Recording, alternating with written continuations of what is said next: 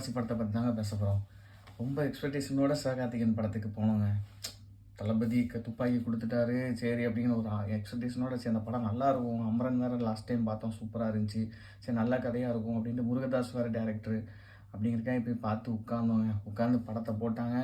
படம் போட்டு அந்த ஃபஸ்ட்டு ஃபைட்டே சிவகார்த்திகேயன் இன்ட்ரோன்னு நினச்சா வில்லன் வராதுங்க. ஆனால் வில்லனுக்காக படத்தை கண்டிப்பாக பார்க்கலாங்க. பிச்சு ரொம்ப எடுத்துட்டாருங்க. அப்படி ஃபைட் சீன்லேருந்து வர்ற சீன் ஃபுல்லாக சூப்பராக இருக்குங்க. சிவகார்த்திகேயனை ஃபுல்லாக தாடி வளர்த்து அவங்களே படத்தில் பைத்தியம் லூஸு அப்படி இப்படின்னு சொல்லிச்சு. அந்த கேரக்டர் அப்படி தான். பட் இருந்தாலும் இவ்வளோ டவுனாக சிவகார்த்திகேயனை காட்ட வேண்டிய அவசியம் இல்லை. ஏன்னா அவர் வளர்ந்து வந்துட்டு இருக்காரு. நல்லா நானே எக்ஸ்பெக்ட் பண்ணும்போது ஒரு சிவகார்த்திகேயனை இப்படிங்கிற நினச்சி தான் படத்துக்கே போகிறோம்.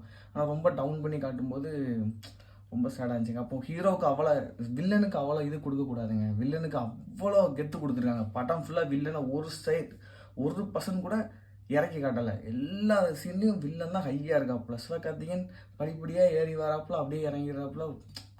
அதெல்லாம் தேவையில்லை. பட் என்ன செய்ய, சிவகார்த்திகேயன் முருகதாஸ் படம் அப்படிங்கிறனால நடிச்சிருப்பாப்புல, சொல்கிறதெல்லாம் செஞ்சுருப்பாங்க.